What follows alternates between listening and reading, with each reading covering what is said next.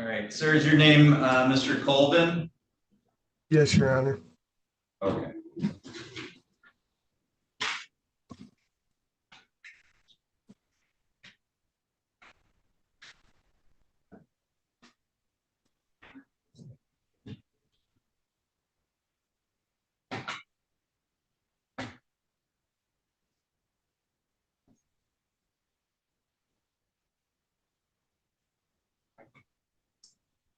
All right, looks like we have everybody connected.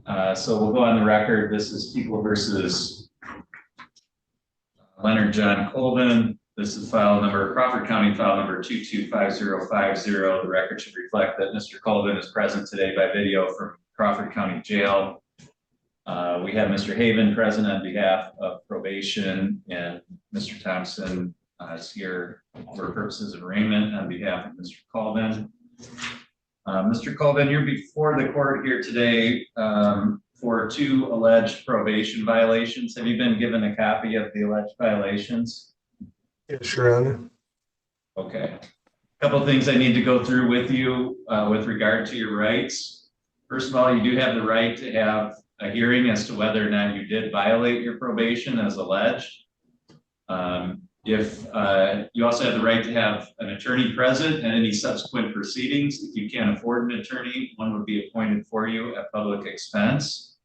If you are found guilty of the alleged non-technical probation violations, the maximum penalty that you could face would be up to 4 years. Do you understand that? Yes, Your Honor. All right. Mr. Thompson, have you had any opportunity to speak with Mr. Colvin today? Yes, I reviewed the allegations with Mr. Colvin as well as his procedural rights. Okay. Did you have an opportunity to speak with him about how he wants to plead? I believe he intends to plead guilty, Your Honor. All right, Mr. Colvin, is that correct? Yes, Your Honor. All right, Mr. Haven, I have a bench warrant that outlines two alleged violations. Are those the two that we're dealing with here today? Yes, Your Honor. Okay. And Mr. Thompson, is Mr. Colvin going to enter a plea as to both? That's my understanding, yes. Okay. Mr. Colvin, can you raise your right hand, please? You solemnly swear or affirm the testimony you're about to give will be the truth, the whole truth, and nothing but the truth, so help you God? Yes. Thank you. You can lower your hand. Mr. Colvin, you understand that by pleading guilty, you're going to be giving up the right to have the hearing, as I mentioned? Yes. Okay. And with that in mind, how did you want to plead to those two violations today? I think guilty, Your Honor. I don't want to waste any more of the court's time. All right. Has anybody threatened you with anything to get you to plead guilty? No. Has anybody promised you anything? No. Is it your own free choice to plead guilty today? Yes. Are you pleading guilty because you did violate your probation? Yes. All right, back on or about October 21st of this year, were you on probation here there in Crawford County? Yes. And were you aware that one of the conditions of your probation was that you were to report to your probation officer as directed? Yes. And that you were to appear for any court hearings as directed? Yes. And did you fail to do both of those things? Yes.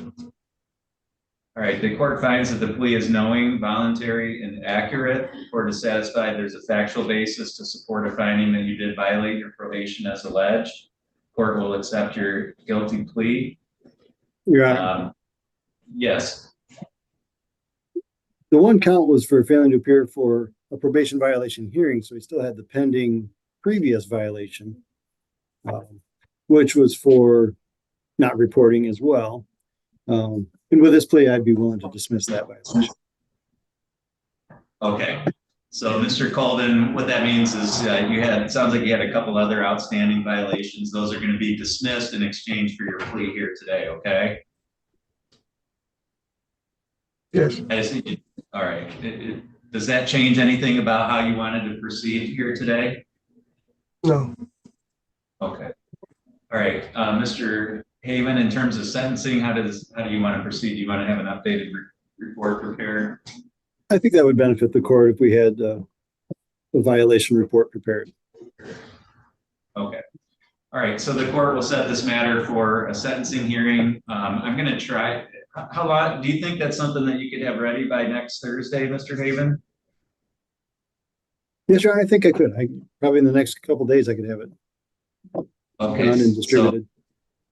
all right, I'm gonna try and have this set for a sentencing hearing on the court's motion day next Thursday. I can't guarantee that, but I'm gonna ask Jennifer if we do have room in the docket to have that set. So Mr. Colvin, there won't be any undue delay in getting to the sentencing portion of the hearing. Mr. Haven, anything else that we need to address here today from your side? No, nothing from my side, Your Honor. Mr. Thompson? Judge,